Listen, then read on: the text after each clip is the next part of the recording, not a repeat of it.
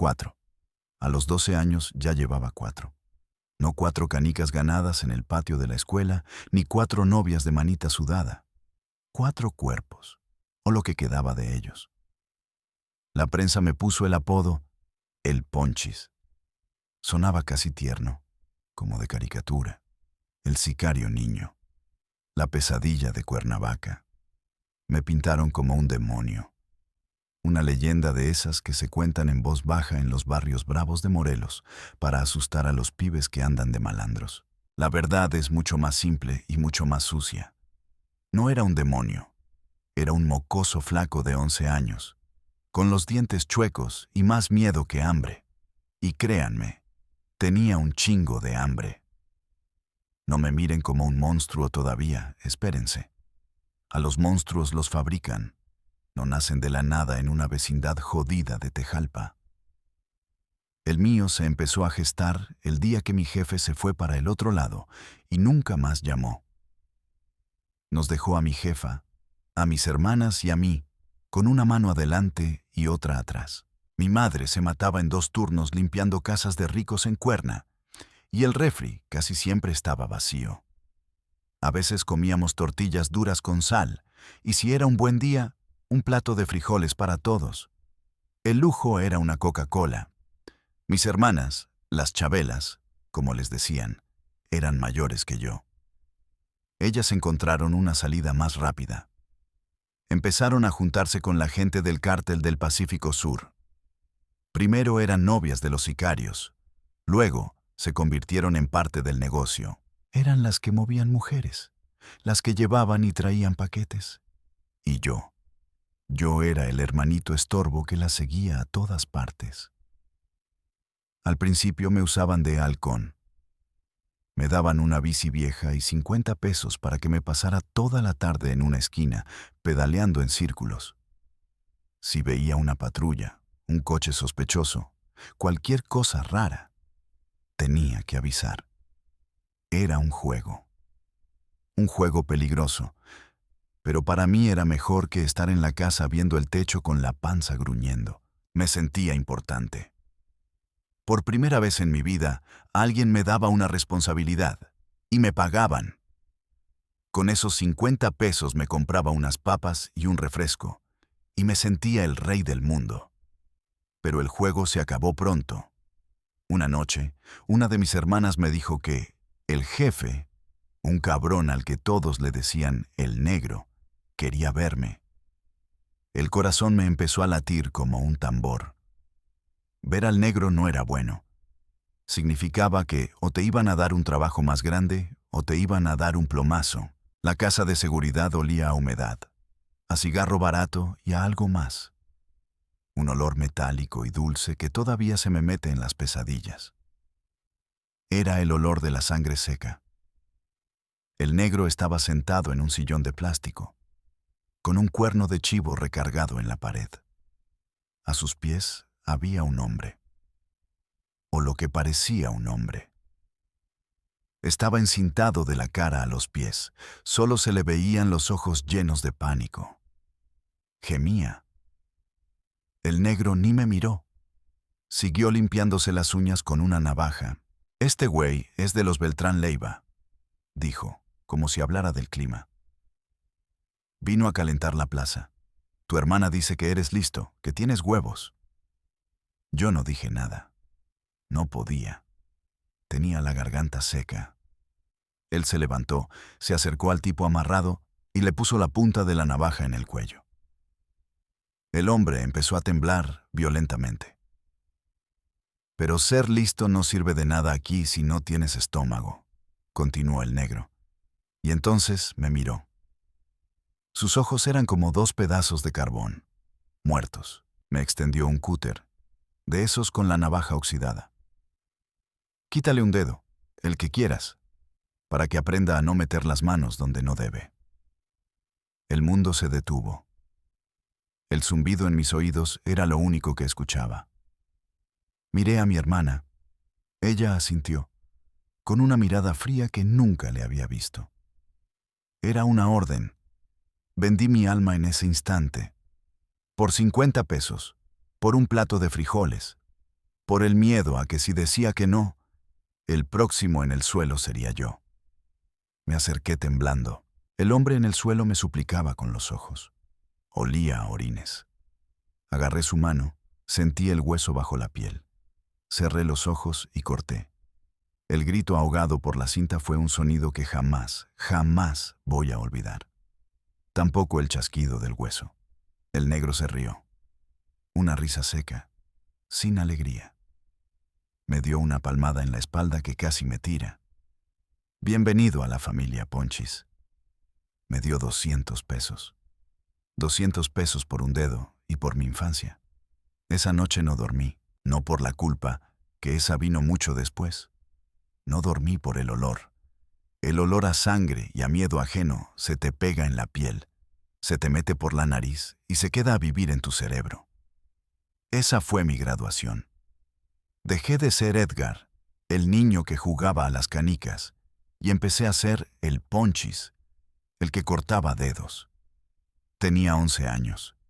Y lo peor, lo más jodido de todo, es que esto apenas era el comienzo. El verdadero infierno estaba a punto de desatarse, y yo iba a ser su principal atracción. El dinero quema. No en el sentido de que te lo quieres gastar rápido. Quema de verdad. Como si tuviera la sangre de ese dedo impregnada en el papel. Esos 200 pesos fueron los más pesados de mi vida. Me compré un pollo rostizado para la casa y les dije a mis hermanas que un señor me los había dado por ayudarle a cargar unas cajas. Mintiendo. Así empieza todo, con mentiras chiquitas para tapar horrores grandes. Una semana después, el infierno abrió la siguiente puerta. Estábamos en la vecindad cuando llegó un tsuru blanco, de esos sin placas que gritan problemas. Se bajó uno de los sicarios del negro, un tipo al que le decían el Tripas. «Súbete, Ponchis, el patrón te necesita». Mis hermanas me vieron, y otra vez esa misma mirada. Ni una palabra de «no vayas», ni un «cuídate». Era una mezcla de orgullo y de negocio. Yo ya no era su hermanito, era un activo, una inversión para la empresa. El tsuru olía a gasolina y a sudor rancio. El Tripas manejaba como un loco, metiéndose en sentido contrario, sin importarle nada. Llegamos a una calle solitaria en Jutepec. Había otros 2 coches esperando. «Mira, morro», me dijo el Tripas, con los ojos inyectados en sangre por la coca que se había metido. «Vamos a levantar a un chapulín, un vendedor de droga que se cree muy chingón y le está jugando al vergas con la plaza del patrón. Tú no te bajas. Solo observa. Aprende».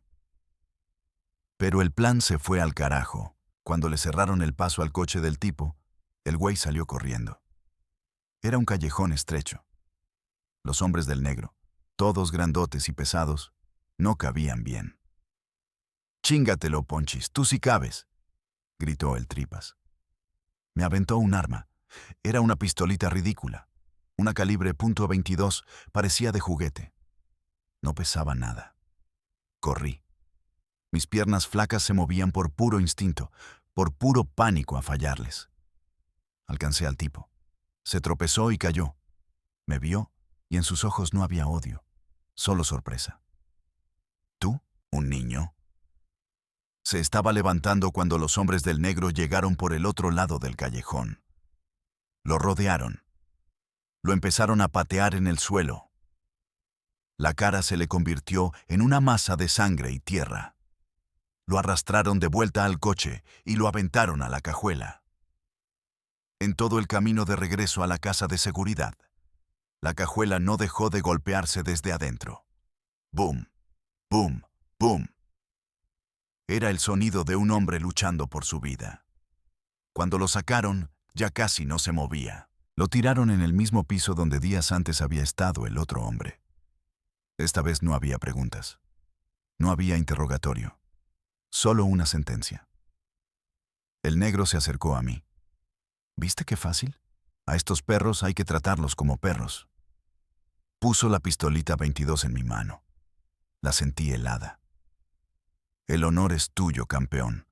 Báñate. Es tu primer cuerpo completo. Todos me miraban.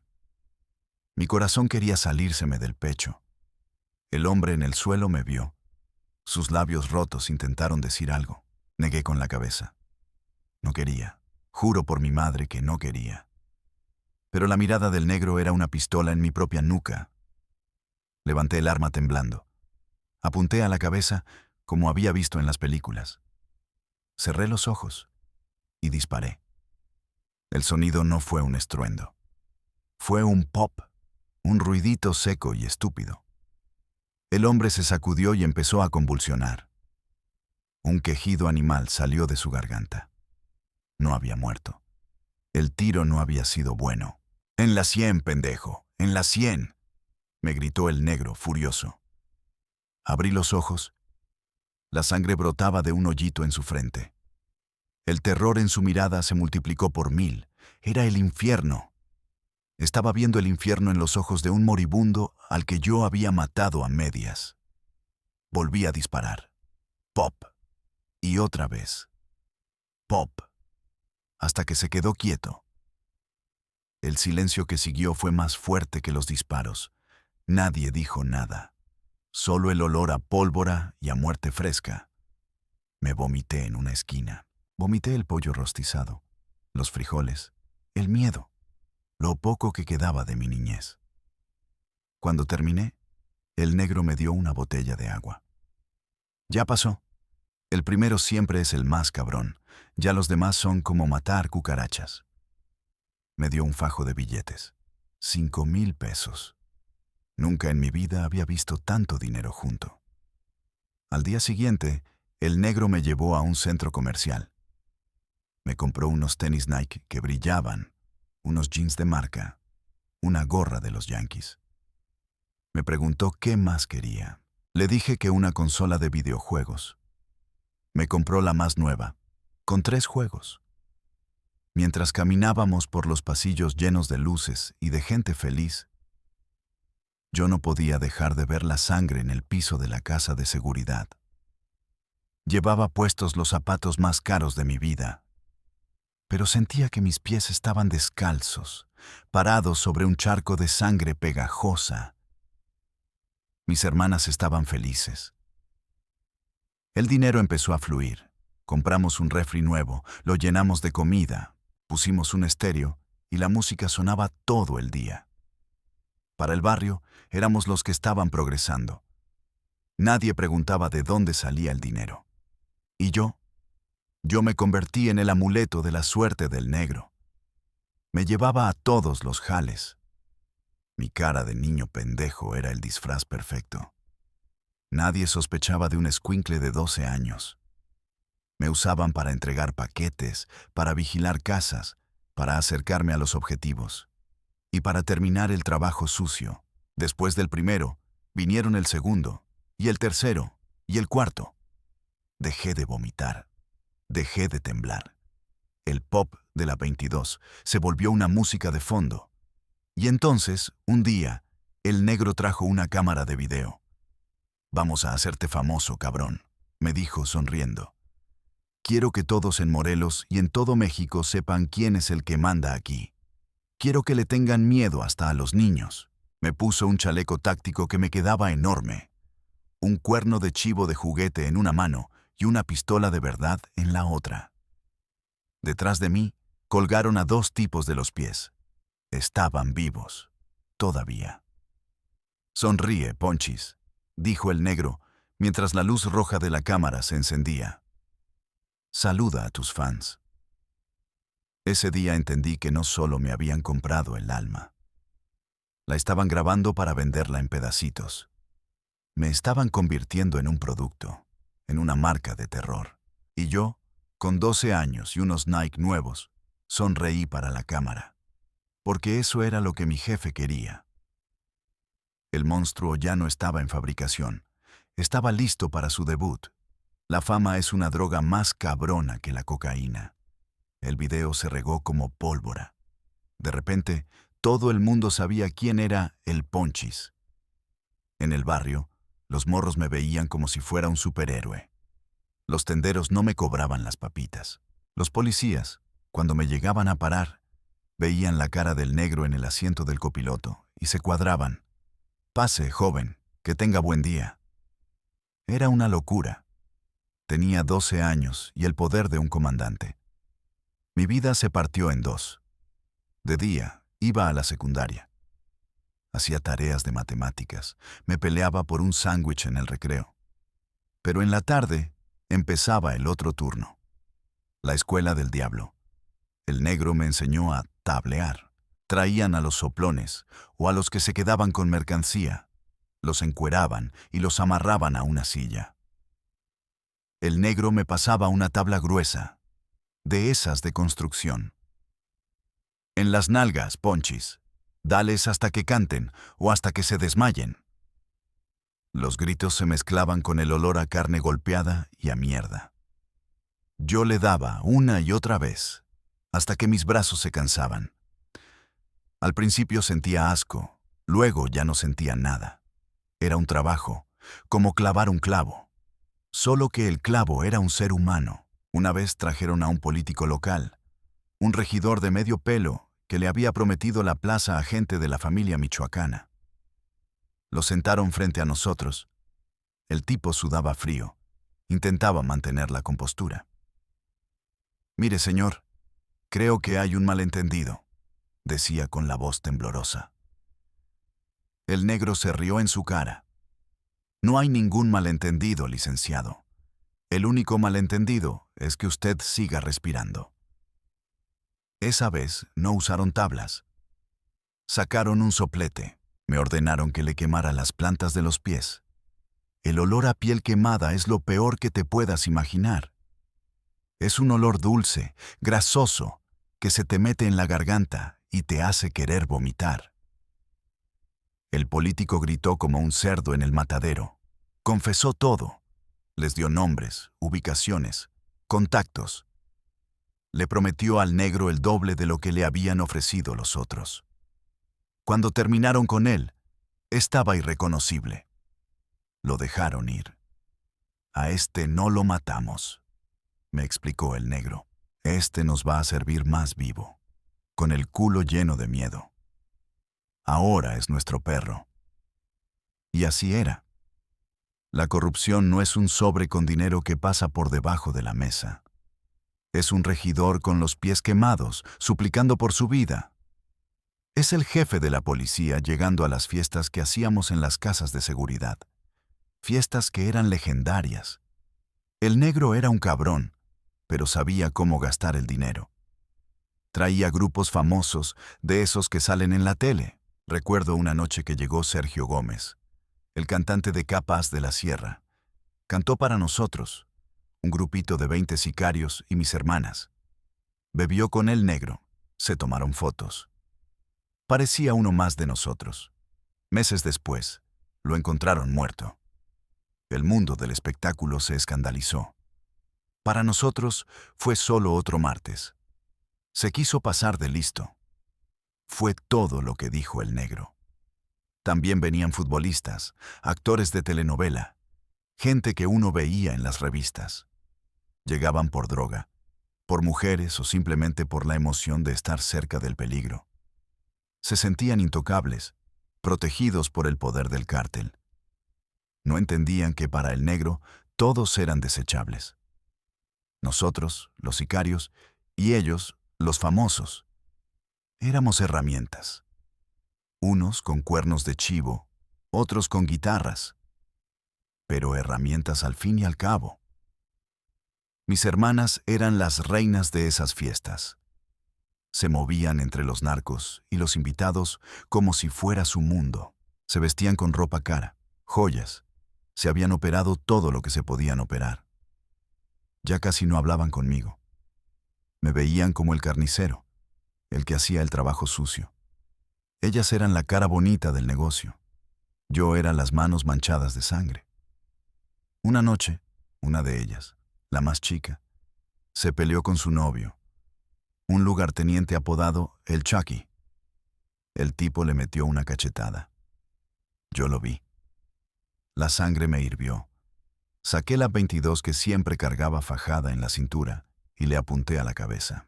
«Vuelve a tocarla y te mueres, hijo de tu puta madre», le dije. Todo el mundo se quedó en silencio. El Chucky, un animal de 2 metros que había matado a decenas, se quedó pálido. El negro me vio desde el otro lado de la sala. Sonrió. «Eso es, Ponchis. Defiende a la familia». El Chucky bajó la cabeza y se fue. Esa noche me sentí poderoso. Creí que había hecho lo correcto. Pero al día siguiente, encontraron a mi hermana en una zanja, violada y con un tiro en la nuca.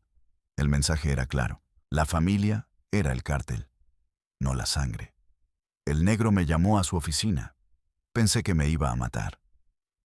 «Fue una lástima lo de tu hermana», me dijo, sin mirarme. «El Chucky se pasó de la raya, ya nos encargamos de él». Me enseñó una foto en su celular. El Chucky estaba colgado de un puente, con un narcomensaje clavado en el pecho. «Nadie toca a la gente del jefe. Que les quede claro». Me dio 10,000 pesos. Para los gastos del funeral. Y ya, así de simple. El precio de la vida de mi hermana eran 10,000 pesos y una foto de su asesino muerto. Ese día, algo dentro de mí se rompió para siempre.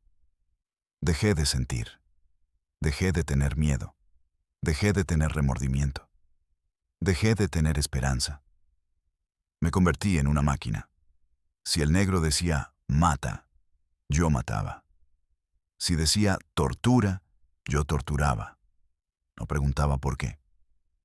No me importaba quién era la víctima. Eran solo cuerpos, obstáculos, números en una lista. Me convertí en la leyenda que ellos habían creado, el niño sicario sin alma. Y el país entero empezó a hablar de mí, sin saber que el niño al que le temían ya estaba muerto por dentro, enterrado bajo el peso de los cuerpos que le habían obligado a apilar. Tenía 13 años y un cementerio en la cabeza. Después de lo de mi hermana, el mundo perdió su color. Todo se volvió gris. El dinero, los videojuegos, los tenis caros, ya no significaban nada. Solo había un motor que me movía. La Orden del Negro. Me volví su sombra, su perro de ataque más leal y el más eficiente. Mi tamaño y mi cara de niño seguían siendo mi mejor arma. Me mandaban a los lugares donde un sicario normal llamaría la atención. Una vez, el objetivo era un comandante de la judicial que estaba cobrando piso a los negocios del cártel. El tipo era paranoico, siempre rodeado de escoltas. Imposible llegarle. El negro ideó el plan. Me vistieron con un uniforme de secundaria. Me dieron una mochila llena de libros y una pistola desarmada escondida en un fondo falso. Me dejaron cerca de la casa del comandante en una colonia de ricos. Mi trabajo era simple: esperar a que saliera su hija a la escuela, acercarme y, bajo la amenaza de hacerle algo a ella, obligar al comandante a subirse a una camioneta que estaría esperando. Era un plan de mierda, arriesgado. Pero yo era el único que podía hacerlo. Vi a la niña salir, una morrita como de mi edad, con su uniforme impecable y sus 2 colitas. El corazón, esa cosa que yo creía muerta, me dio un pinchazo. Se parecía a mi hermana muerta. Por un segundo quise abortar la misión, salir corriendo. Pero la imagen del negro, su sonrisa fría, apareció en mi cabeza. El miedo a él era más grande que cualquier otra cosa. Me acerqué. El comandante me vio y no sospechó nada. Le sonreí al pasar junto a su hija. En ese instante, saqué una navaja y se la puse en el costado. «Sube a la camioneta o la mato aquí mismo», le susurré al comandante. El hombre, el supuesto león de la judicial, se derrumbó. Sus ojos se llenaron de lágrimas. Suplicó. Levantó las manos y caminó hacia la Suburban negra que se había estacionado a nuestro lado. El levantón fue limpio. Pero algo salió mal. La niña gritó. Un vecino escuchó y llamó a la policía. La camioneta arrancó a toda velocidad, pero la alerta ya estaba dada. Empezó una persecución por todo Cuernavaca. Balazos, sirenas. Era como una película. Pero el olor a pólvora y los gritos del comandante en la parte de atrás eran demasiado reales. Nos acorralaron en un retén del ejército. El negro no estaba con nosotros. Él nunca se manchaba las manos en el campo. Los sicarios que iban conmigo, el Tripas y otro al que le decían el Greñas, empezaron a disparar como locos. Yo me tiré al piso del coche, abrazando mis rodillas. El sonido de los cuernos de chivo contra los rifles de los soldados era ensordecedor. El coche se sentía como si lo estuvieran granizando con martillos. De repente, todo se quedó en silencio. El Tripas estaba muerto, con la cara desfigurada sobre el volante. El Greñas intentó salir corriendo, pero lo cosieron a balazos. Yo me quedé ahí, en medio de los cuerpos de mis compañeros y el del comandante, que también había recibido varios tiros. Un soldado abrió la puerta. Me vio, un niño de 14 años, hecho un ovillo, llorando. Por un momento, vi compasión en sus ojos, pero después su cara se endureció. «Es él», dijo. «Es el Ponchis». Me sacaron del coche a rastras, me pusieron contra la pared. Sentí el frío del cañón de un rifle en mi nuca. Pensé que era el fin, pero llegó un oficial de alto rango. «No, a este lo quiero vivo. Este niño nos va a dar al negro en bandeja de plata». Ahí empezó el verdadero infierno, no el de los balazos y la sangre, sino el de la traición. Me llevaron a un cuartel militar. No me trataron como a un niño. Me interrogaron por horas, por días, sin comida, sin agua. Me golpeaban, querían saber todo. Las casas de seguridad, los nombres, las rutas. Yo no decía nada, no por lealtad, sino por terror. Sabía que si hablaba, mi familia pagaría las consecuencias. Mi madre, mi otra hermana, el negro las encontraría, pero la presión era demasiada. Me mostraron fotos de fosas clandestinas, de cuerpos desmembrados. «Esto es lo que hace tu jefe», me decían. «Tú eres solo una de sus herramientas. Cuando ya no le sirvas, te va a tirar a la basura como a todos estos». Una noche, me metieron a un cuarto. Estaba mi otra hermana, la mayor. Estaba golpeada, llorando. «Habla, Edgar. Por favor, habla», me suplicaba. «Nos van a matar a todos si no lo haces. El negro ya mandó decir que si abres la boca, nos va a cazar». Era una trampa, una elección imposible. Si hablaba, el cártel mataba a mi familia. Si no hablaba, los militares los usarían de carnada. La lealtad se hizo mierda. El código del silencio se rompió en 1000 pedazos.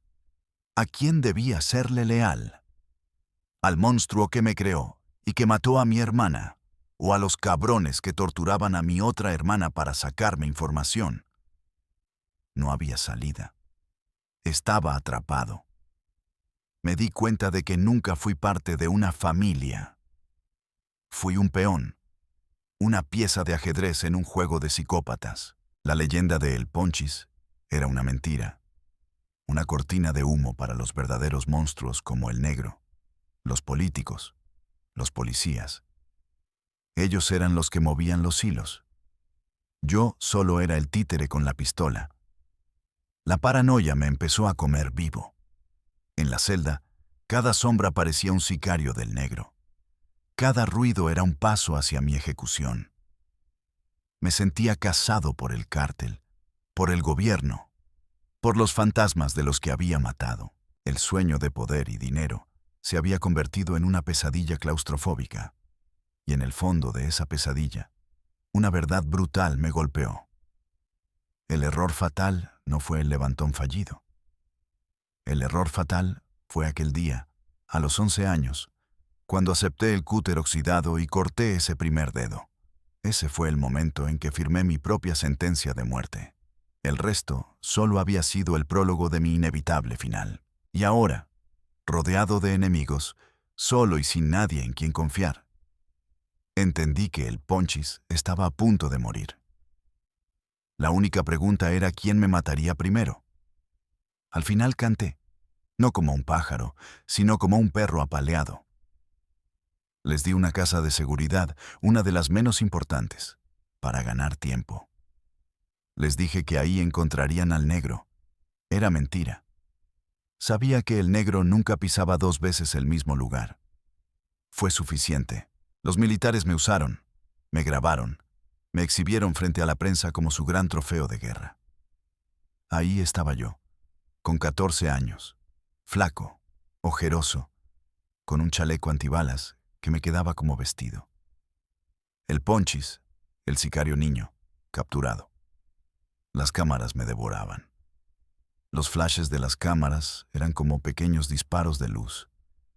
Vi las caras de los periodistas, una mezcla de morbo y de asco. En sus ojos, yo no era un niño, era un monstruo de circo. El gobierno se colgó la medalla. Dijeron que habían desmantelado una célula peligrosa. Pura mierda. Sacrificaron a un peón para que la gente creyera que estaban ganando la guerra. Mientras a mí me paseaban encadenado, el negro seguramente estaba en alguna playa, tomándose un whisky con un general o un senador, riéndose de la noticia. Me sentenciaron. Por ser menor de edad, no me podían mandar a un penal de adultos. Me encerraron en un tutelar de menores, un reformatorio que era solo una versión más jodida y con menos rejas que la vida que ya tenía. Creen que estos lugares te rehabilitan.